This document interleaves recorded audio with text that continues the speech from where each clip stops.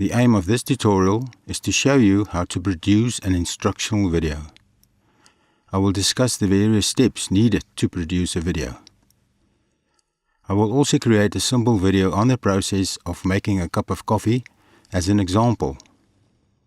This tutorial is based on the usage of a cell phone as video camera and audio recording device to illustrate that such a simple recording device have great possibilities. As background to the whole video creation process, it is necessary to understand the different steps of the process. In step 1, a script needs to be written.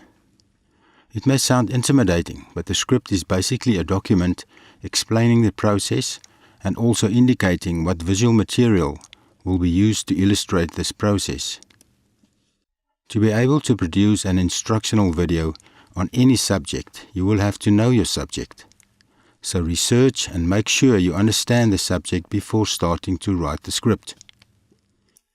The valuable thing about a script is that you can get all your ideas out of your head onto paper and can so be more objective about writing and fine-tuning it.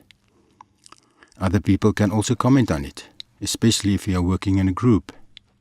The script forces you to go about the business of explaining your topic systematically. It also helps you to focus your mind and not to miss any details. In step 2, the visual content will be filmed using a smartphone as a video camera. In step 3, the voice, what is also known as the narration, will be recorded, again using only a cell phone. Since the quality of the voice recording is of such importance and only a cell phone is used, it is necessary to improve on the recording afterwards by using Audacity, a free audio editing program. It can be found here. It is important that the recording of the voice must precede the video editing stage, since the video editing will be based on the voice. In step 4, any photographs that is needed in some paragraphs will have to be taken or perhaps downloaded from the internet. Make sure that any images downloaded from the net can be used without copyright issues. This process of gathering the images might also be done in the video editing stage. Step 5 is the video editing process. All the video footage, audio and photographs will be edited together to create the final video. Text can also be added. The video editing software that I am going to use and would recommend for your purpose is Lightworks. It is a free and open source software package. It can be found here. I will explain the basics of the program so that you will be able to produce your own simple but effective video. But please watch the tutorial videos on their website as well to better understand Lightworks, especially the editing tutorials. You can also use other video editing software if so preferred. The basic principles of video editing stays the same across platforms. To be able to use Lightworks for free, you have to register on their website and enter your username password whenever the video editing program asks for it. Download and install Lightworks before the filming process starts. The reason being that you need to test your cell phone camera's compatibility to the software before starting to film. In step 6, the final edited video will be exported in a video format that can be used to show the video. Remember that while you are editing the video in the Lightworks video editing software, it is still only in a project format, if I can call it that. To be able to have the video as a standalone file, you need to export it from Lightworks to something like an MP4 format. This video could also then be uploaded to YouTube if so required. I've only touched on the basic steps of creating a video up to now. From here on, I will again discuss those steps but in detail. So we will again start with step 1, the creation of the script. The best way to produce a video, or any other project for that matter, is to plan it properly. In the filming industry, the creation of a video script is the way we plan our video or film production. My scripts normally have 3 columns. Column 1 is the voice or narration, where the content of the story of the video will be told and explained in detail. Because it is an informal video, find a friend rather than an expensive voice artist to read the script for you after it is finalized. This audio soundtrack will then serve as the basis for the video editing process later on. Column 2 is the paragraph numbers. It is there to serve as reference to the paragraphs if you have to discuss the script with someone over the phone, for example. Subdivide the narration paragraphs the moment the scene or topic change. Then you will know that every paragraph represents a different visual scene or object that needs to be filmed. This way of working just provides better structure to me. Write the narration part of the script first, and once that is fine-tuned, you can start to describe the visual content in the third paragraph. Column 3 will indicate what visual content should be used to illustrate what is being said in the narration column. It is important to spend enough time on the script since the quality thereof determines the quality of the production. A well-planned and thought-out script will also be quicker and easier to film. You can even go so far as to import screen grabs to visually illustrate your third column. Remember, I said initially that my example script and video will be about the process of making coffee. Here is the script. Take some time to read this example script and scan through the suggested visual column to get a feel for what the video will be about. Once the script is finalized, you can print it so that the voiceover person will have something physical to read from. For the filming, I recommend a smartphone that can record in an MP4 video format that can be used by the video editing software package. Set the cell phone's video camera setting to an HD format and do a test recording of a couple of seconds. This video file is then exported to the computer on which you are going to do the video editing via a USB cable. Rename it as test video. Please remember the location where you have saved this file. Here I normally create a folder on my PC with the following subfolders to structure my project properly. There are also other means to get the video from the phone to the computer, such as perhaps exporting the media to G Drive, Dropbox, or any other cloud-based data storage system. From your PC, you will then be able to download it from the cloud storage location. Once the video file is in your computer, access the folder in which you have saved the test video. Right-click the video file and select Properties. Go to the Details tab and see what frame rate the video is. Make a note of that. Open the Lightworks video editing program and insert your username and password if requested. In System Settings, choose Project Layout as Fixed. Create a new project and choose the closest frame rate to your video clip. In my case, it will be 30 frames per second. Name and save your project. Note that Lightworks automatically saves the project here. The Lightworks main window will open. This window is still empty since I haven't imported any media. Click Edit at the top menus to enter into video editing mode. Then select Local Files and go to the folder where the test video clip has been saved. Select the test video clip and import it. You should now see your video clip in the folders bin when these menu items are selected. If you double-click your video clip, a new window should open inside your program. The fact that the new window opened is already a great sign. It indicates that the software recognizes your clip's video format. Drag the video clip down to the sequence window. Zoom in or out of the clip on the timeline by pressing these keys. Drag the playhead cursor to the start of the clip and play the clip by pressing the spacebar. If the clip playback without any problems, your cell phone is fine and can be used as your camera for your production. If not, make sure you have done this test correctly or perhaps use a friend's phone.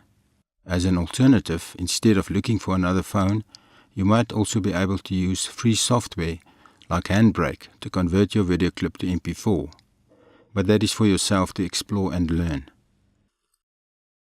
Now the real filming process can start at last. One major factor to consider in getting the best video quality is to film in as much light as possible, especially with a cell phone. Since this production is about making coffee, I will film it in our kitchen at work. Luckily, there is enough lighting. Here are some technical points to consider when filming. The sound in the film setting is by default also recorded while filming. This can be deleted in the editing process afterwards, or if it adds value to the production, it can be used and balanced with the voice in the editing. We might want to use the kettle's boiling sound, for example.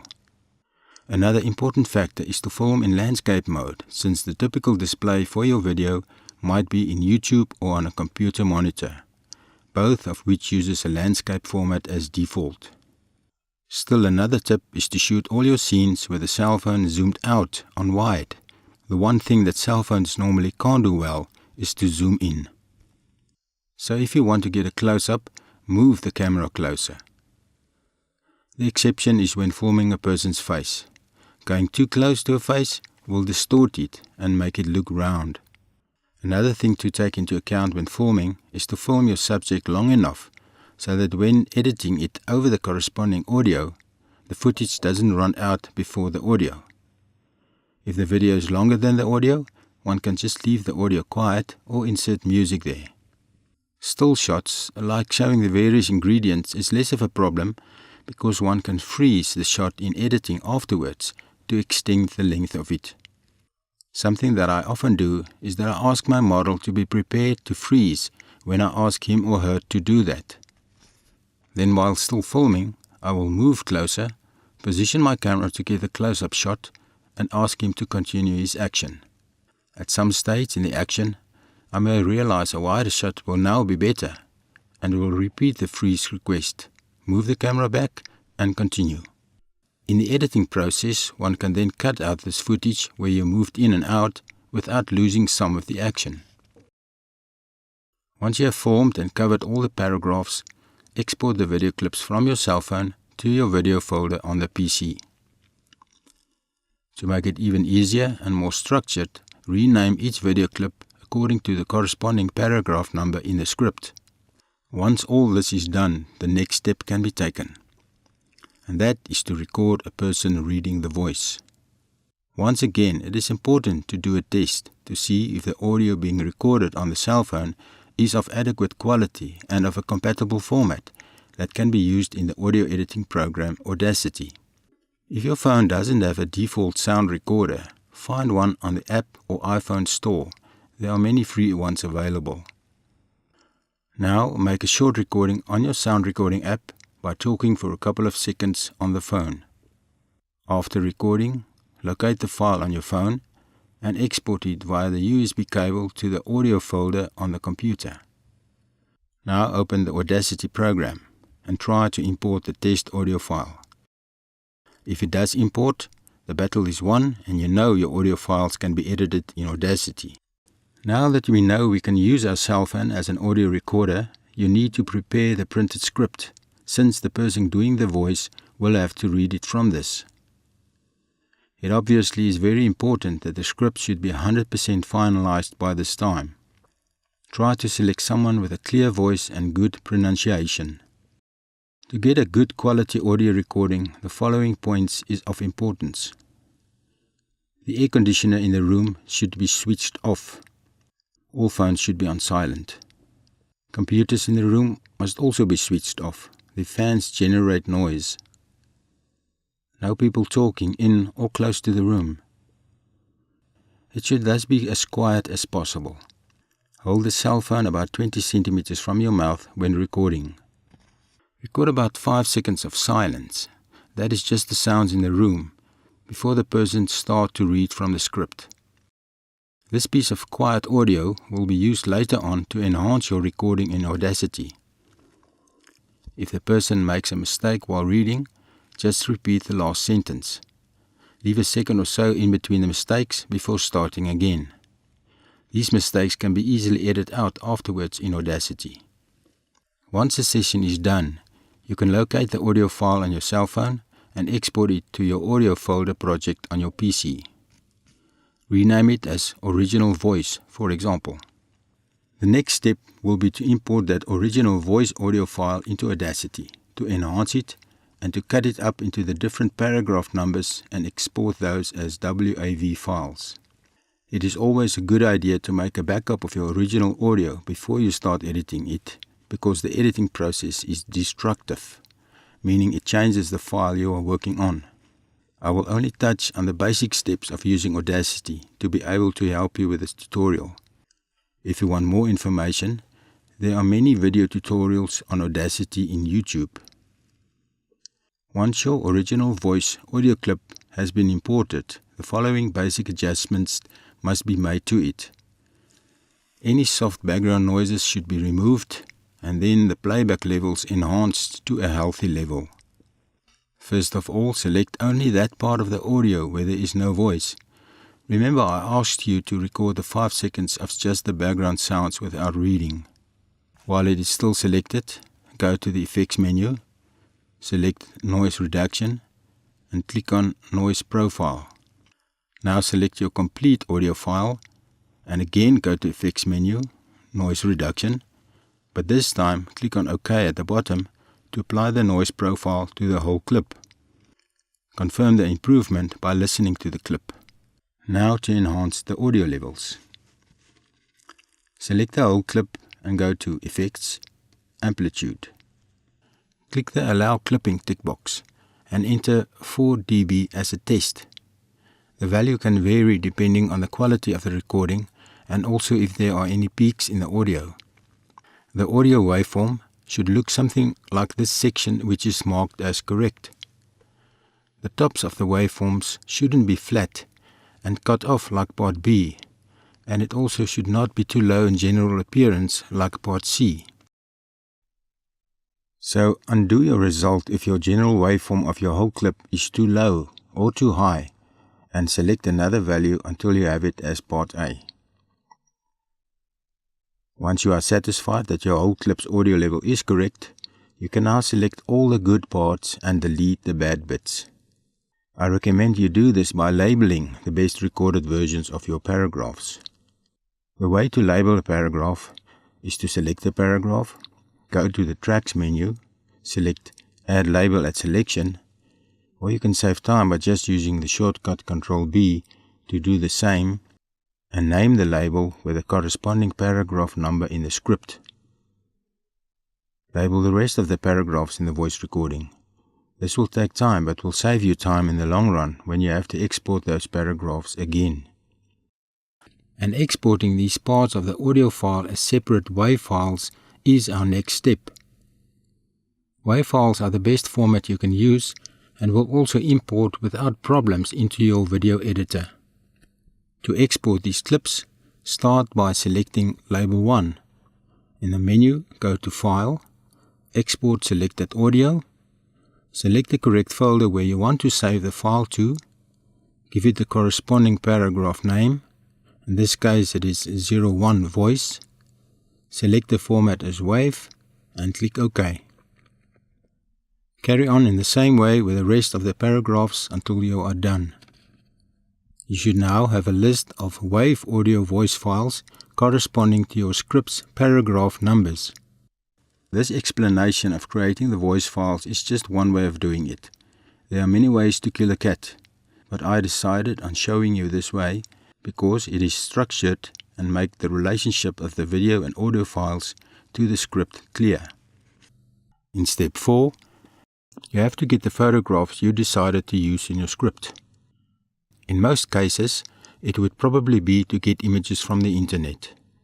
Remember to use images that are not copyright protected. In step number 5, we get to the very important video editing stage. This is actually the fun part of the production, where all your hard work will now be edited together to make your video. The fundamentals of the editing process is that you import all your video, audio and images into a software video editing program where you will edit it on a timeline to create your video. The first step is to open Lightworks again, if it's not opened yet. It might ask you to log in again with your username and password as created initially on the website. In the top right hand corner, select the gear icon and project layout. Select Fixed. You can actually select and use any of the two options. The Fixed option is a bit more advanced but better structured. That is why I am preferring it. The Lightworks tutorials focus is actually on the flexible option, but both of them has the same content. The presentation just differs a bit. Create a new project. Give it a name and select the frame rate, which is the same as that of your video files. In my case, it is 30 frames per second. To get in and out of your project, use the exit icon in the top left-hand corner of the screen. Select the project contents and clip menu items if they are not open. It will be empty. Now you need to import all of your audio and video clips, and if you have any photographs, them as well. Do this by selecting Local Files. You will see the current path of the folder which is open at the top. Change it by using the parent icon and go and find your project folder and find your video files and import them. Do the same process for your audio files and import them from your audio files folder, and if you have any photos at this stage, the same for them.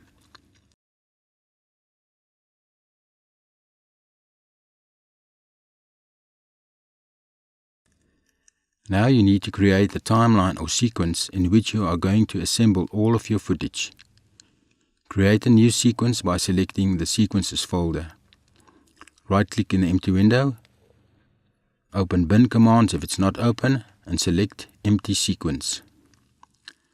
Double-click the sequence icon that was created. The new sequence will appear at the bottom of the main window. Drag the red time bar to the first frame of the clip. Before I carry on, let me just explain the basic outlay of the Lightworks interface. Most video editing programs use the same basic outlay. Here is the project window where all your footage and sequence files are kept. If you double-click a video or audio clip, it will open what is called a video browser. The purpose of this browser is to give you the means of selecting the proper part of your footage before you drag it down to the sequence. The sequence is where you add and edit all your video, audio, text, and music clips to create your final video. The program monitor shows what is happening on the timeline. Since my first paragraph is my title page, I quickly need to show you how to make a title. Go to the Video Effects tab, click on the plus sign which shows Add New Effects, and select Text from this drop-down list. Drag the red time bar in the Video Effects timeline to the start of audio clip 1, and drag the title effect down to the timeline. This will create a new Effects 1 track with a very long title in it. Use the A or S key to jump to the end of audio track 1 and press the C key to cut the title at that point. Right-click the second bit of the title and remove it. If you can't find it, right-click the green title track and select Settings under Effects. Change the title in the title window to your liking. Go back to the edit mode and you will see your title as a green bar in the timeline and your title displayed in the program window. You can now fine-tune the title track's out point by dragging it to sync up with that of the audio track. Before I get to show you how to add video clips to the timeline, you should note that a very useful way of navigating and playing the video on the timeline or in the browser is to use the J, K and L keys. J reverses the video play, K stops the play, and L plays the video in normal forward motion. If you press the J or L keys more than once, it will speed up the play. Since all my visuals from paragraph 2 to 9 actually should be still shots of the components of making coffee, I will freeze frame the videos that I filmed for that. Here's the explanation to make a freeze frame of a single frame of video.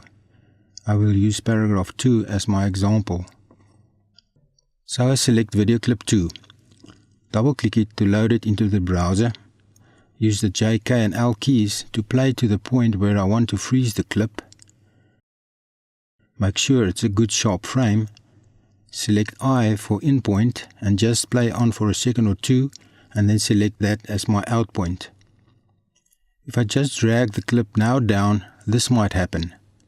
The video as well as its audio was dragged down on top of my voice file. So to prevent this, I deselect my voice track.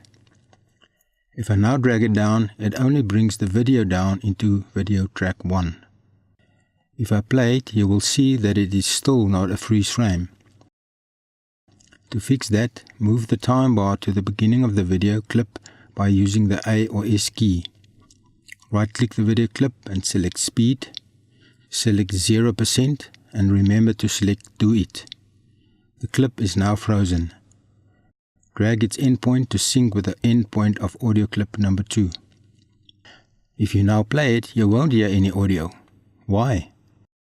Because your audio voice track was disabled. So turn it on again to check that everything is the way it should be. The same procedure of creating freeze frames will happen for paragraphs 3 to 9, except paragraph 5, which should be my internet images. To illustrate the editing of a normal piece of video, I will use the video clip of paragraph 12. In that paragraph's video clip, I have asked my subject to freeze at times in order for me to be able to change my angle and get a better shot of what he was doing at the time. Here is how I will edit that footage. Firstly, I must just bring down paragraph 12's audio clip to the timeline. I will leave some space for the previous clips that I haven't edited yet. I double-click video clip number 12 to load it into the browser. Using the J, K and L keys, I navigate to the first spot where I want to start the shot. Mark an in point, then navigate further on to the point where I ask him to freeze, and mark an out point there. Now I deactivate all the tracks except video 1 and drag the clip down to the video track. I can refine the edit with the editing tools. Now I go back to the browser again and play the clip until I find the next spot where I have changed my angle and he starts moving again. There I add an in point again. Play it on until he freezes again and add an out point. Now I bring it down again. To enhance your video, you might want to add some music, perhaps only to your start and ending of your video. The music is normally added at the end of a production when the video and voice editing is done. Import your music into your projects folder. Add another audio track by right-clicking any of the video or audio tracks, and then under Sequence Commands select Tracks and then Audio. Deselect all other audio tracks except this new one and drag your music down. Move and edit its in and out points to your liking. To fine-tune your audio, you need to go to the Audio menu. Here you can fade the music in and out and change the audio level. For more information, see the Lightworks audio tutorials. Once your video is edited and you are satisfied that it is done and 100% correct, you can export it by going to the Sequences menu and right-click on your sequence, select Export, the YouTube setting, and make a note where exactly the destination folder is so that you can find your exported video later on. The other export options is only for the Pro version, which one should buy. The limitation on the free version is that the maximum resolution of your video is only 720p, which is still quite good though. After it is exported, you can now go to the folder it was exported to and double-click the file to play your file to see what your video looks like. I hope you found this tutorial of value in understanding the basic concepts behind the creation of a simple video production. Here is the final edited video project about the process of making coffee. Compare the video with the script and the timeline to get a feel for how it was done. Thank you. This video is a tutorial on how to make a cup of instant coffee. The components and ingredients needed to make a cup of coffee are the following: a cup, coffee powder. There are quite a variety of coffees out there, so try them out for yourself. Sugar, milk, a teaspoon, and a kettle. Now we can start the coffee making process. First of all, add cold water to the kettle.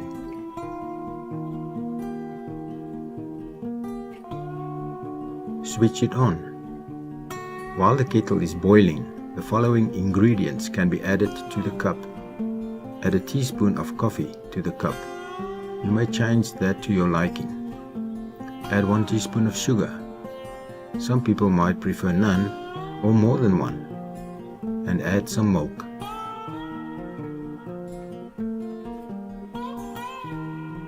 Once the water has boiled, pour it into the cup and stir.